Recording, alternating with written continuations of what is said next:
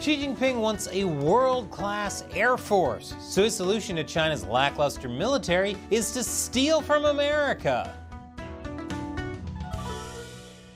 Welcome to China Uncensored, I'm Chris Chappell.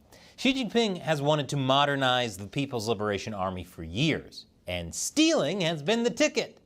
Wow, China's J-31 sure looks a lot like America's F-35. But it's not just technology China's stealing.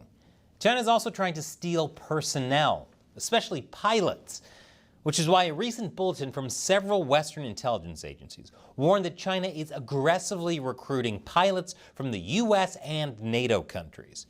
The warning comes from the Five Eyes intelligence partners, the US, Canada, Great Britain, New Zealand, and Australia. It says China is working to recruit current and former Western military pilots and other service members to help strengthen Chinese air power and gain insights into Western aviation tactics. Which is shocking. I can't believe China would ever copy anything. The bulletin also mentioned that the PLA is using private companies based out of South Africa and China to hire former fighter pilots from various Western nations to train PLA Air Force and Navy aviators. Why South Africa? Well, let's just say there's an S in BRICS for a reason. The bulletin further warned Western military members and veterans to be extremely wary of job offers from CCP-linked private companies. The fact that the CCP is ramping up its recruiting efforts doesn't bode well for, well, anyone, but especially Taiwan. Now, this kind of recruiting has been going on for a while. In 2022, for example, Daniel Duggan, a former U.S. Marine, was accused of breaking American arms control laws by training Chinese fighter pilots. Duggan is a naturalized Australian citizen who renounced his U.S. citizenship while also having lived for a number of years in China. What would his, I assume, uncle, WWE Hall of Famer Hacksaw Jim Duggan, think of all this? Did all those USA, USA chants mean nothing to him? But Duggan also allegedly trained Chinese military pilots more than a decade ago at an academy in South Africa. The US officials said it happened without their permission.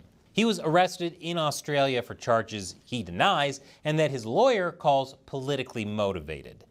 A magistrate in Sydney has found that Duggan is eligible for extradition to the US, though, where he'll have to answer to Uncle Hacksaw, USA, USA! But recruiting isn't the only weapon in the CCP's arsenal. It's paired with another strategy that has been in the news a lot lately: spying. In August of last year, 2 U.S. Navy service members were arrested for allegedly transmitting sensitive military information to the CCP.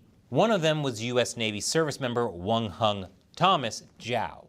Zhao was ultimately sentenced to over 2 years in prison for accepting bribes from a Chinese intelligence officer who posed as a maritime economic researcher looking for places to invest.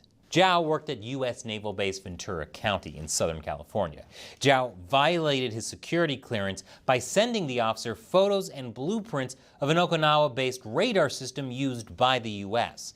He also sent the officer non-public and controlled operational plans for a large-scale U.S. military exercise in the Indo-Pacific. The other U.S. sailor was Jin Chao Patrick Wei. He was arrested at Naval Base San Diego, home to the U.S. Pacific Fleet. He was indicted for conspiracy to send national defense information to an intelligence officer working for the People's Republic of China. The unsealed indictment states that Wei was stationed on an amphibious assault ship, the USS Essex. This is a ship that's crucial in defending freedom of navigation in the Indo-Pacific and Taiwan Strait, should, anything happen.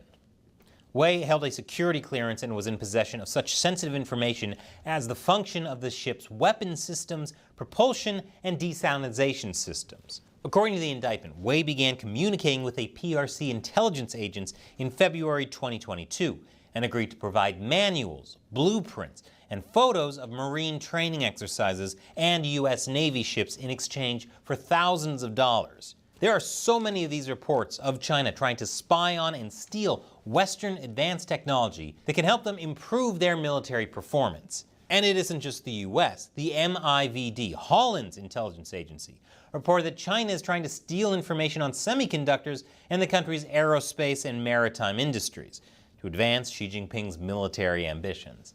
Now, the Five Eyes bulletin I mentioned earlier addresses both the recruiting and the spying. by imposing commercial restrictions on a test flying academy in South Africa and Chinese organizations linked to the spying operations, and prohibiting former military members from working with China. But that's not going to stop the CCP. The CCP's military has already rapidly grown in size and capability. China's Navy is now the biggest in the world. That's why the recent focus on joint military drills between the US and other nations in the Indo-Pacific is so important. The US has been tightening its network of allies and partners in the area, from Taiwan and Vietnam to the Philippines, Japan, and South Korea. China's military, built largely on stolen tech, has never been tested in battle. Hopefully, that'll give Xi Jinping some pause before he considers launching an invasion of Taiwan. And now it's time for me to respond to a question or comment from a member of the China Uncensored 50 Cent Army, fans who support the show on patreon.com/China Uncensored. And today's comes from Bill Was. Chris, another great, albeit frustrating episode. Bill is talking about this episode about how Chinese LiDAR is winding up on US military bases. One wonders why the US couldn't use the CCP's ravenous appetite for other countries' innovation against them.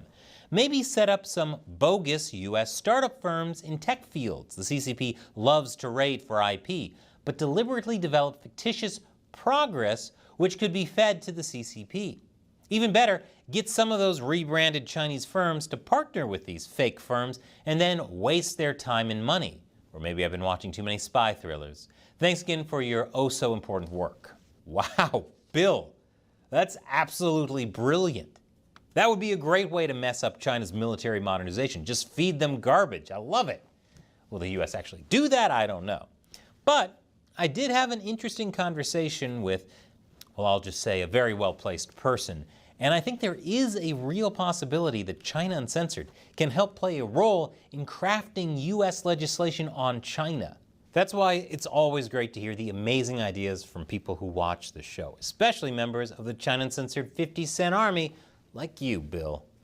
I really love that idea. So thank you, and thank you for your support. What did you think of Bill's idea? Leave your comments below or click on that orange button to join him on Patreon and support the show.